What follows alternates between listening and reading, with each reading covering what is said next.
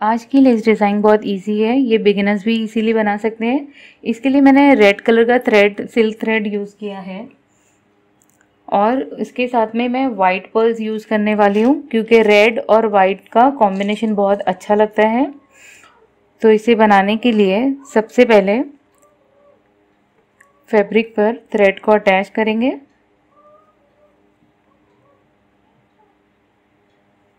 इस तरह से ये अटैच हो गया है। अब चेन 1 बनाएंगे और फैब्रिक में इसी के करीब जहाँ पर थ्रेड अटैच किए वहाँ पर हम एक सिंगल क्रोशे बनाएंगे, थोड़ा सा डिस्टेंस रख के।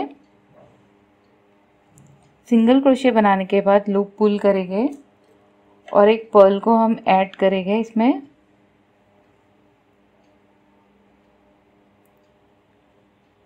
ये लूप के ऊपर मैंने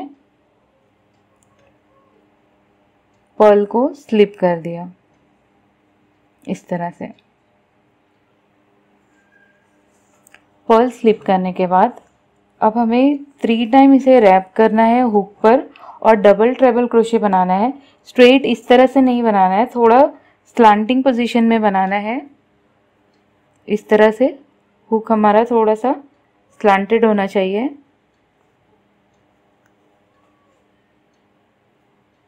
और 2 लूप्स में से हम इसे पुल करते जाएंगे, निकालते जाएंगे इस तरह से। पर्ल भी अटैच हो गई और ये एक स्पेस क्रिएट हो गई है। अब ये स्पेस में वर्क करना है। चेन 3 बनाएंगे और 9 डबल क्रोशे बनाएंगे ये स्पेस में।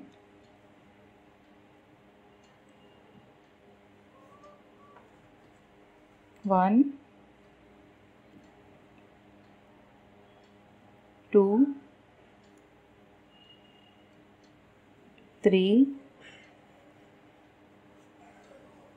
4, 5, 6, 7, 8, 9। अब ये शेल हमारा जहाँ तक जाता है हम इसे अटैच कर देंगे इस तरह से।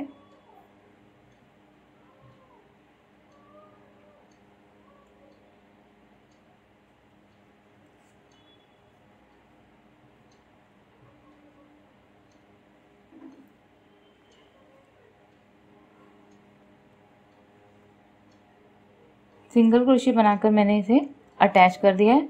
अब यही लूप को पुल करेंगे। अब सारा पैटर्न हमें सेम फॉलो करना है, सेम टेक्निक यूज़ करेंगे।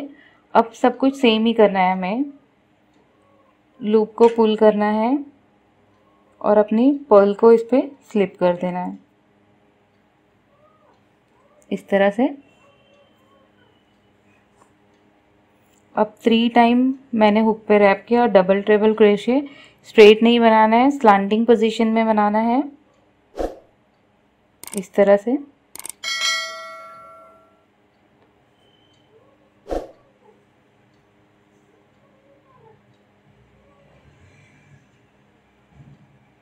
टू लूप्स में से पुल करते हुए निकालना है हुक को इस तरह से।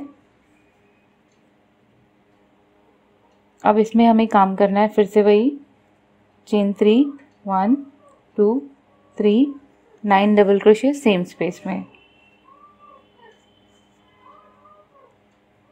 1, 2,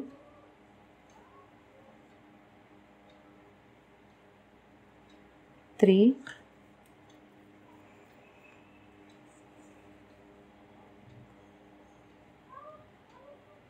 4,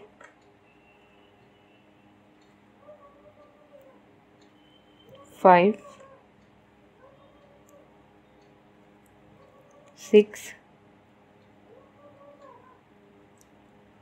7, 8,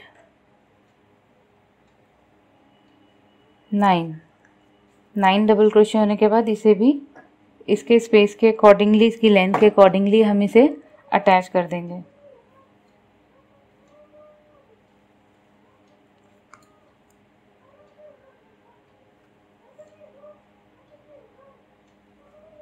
सिंगल क्रोशे बनाकर। अब सेम रिपीट करते रहेंगे और ये ब्यूटीफुल लेस को कंप्लीट करेंगे।